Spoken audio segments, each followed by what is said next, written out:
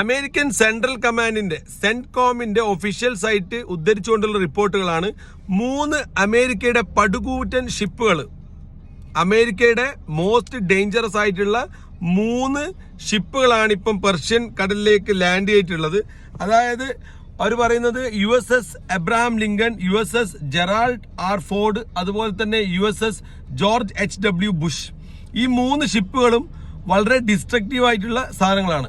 അതിലുള്ളതെന്ന് പറഞ്ഞാൽ 200ഓളം fighter jet പ്ലെയിനുകൾ carry ചെയ്യാം, 15,000-1500ഓളം കമാൻഡോകളാണ് ഇതിൽ വന്നിട്ടുള്ളത്.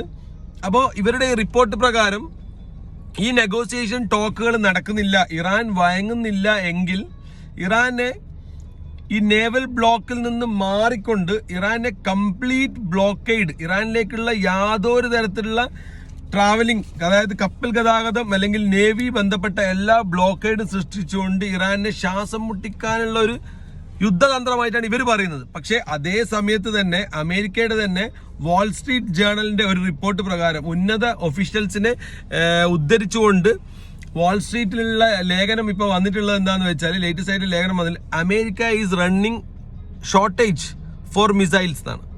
അപ്പോൾ അമേരിക്കയുടെ ഔദ്യോഗിക സൈറ്റൊക്കെ ഇതിനെ തള്ളിയിട്ടുണ്ട്. പക്ഷേ വാൾ സ്ട്രീറ്റ് എന്ന് പറഞ്ഞാൽ അങ്ങനെ എഴുതി തള്ളേണ്ട ഒരു ജേർണലല്ല. അവർ പറഞ്ഞിരിക്കുന്നത് വ്യക്തമായിട്ട് അവിടെയുള്ള ആർമി ഒഫീഷ്യൽസിന്റെ റിപ്പോർട്ടിൽ നിന്ന് പറയുന്നത് അമേരിക്കയിൽ ഇപ്പോൾ ഉള്ള മിസൈലുകളുടെ എണ്ണം വളരെ തുച്ഛമാണ്. പെട്ടെന്നൊരു എമർജൻസി ഫൈറ്റ് വന്നാൽ ചൈനയോ റഷ്യയോ എവിടെയെങ്കിലും ഇതൊരു ഇഷ്യൂ ഉണ്ടായിക്കഴിഞ്ഞാൽ അമേരിക്കക്ക് ട്രംപിനെ ഉപയോഗിച്ച് വായു കൊണ്ട് യുദ്ധം ചെയ്യാന്നല്ലാതെ ഫിസിക്കലി ആയിട്ട് പ്രയോഗിക്കാനുള്ള സാധനങ്ങൾ അത്രയും ഷോർട്ടാണ്.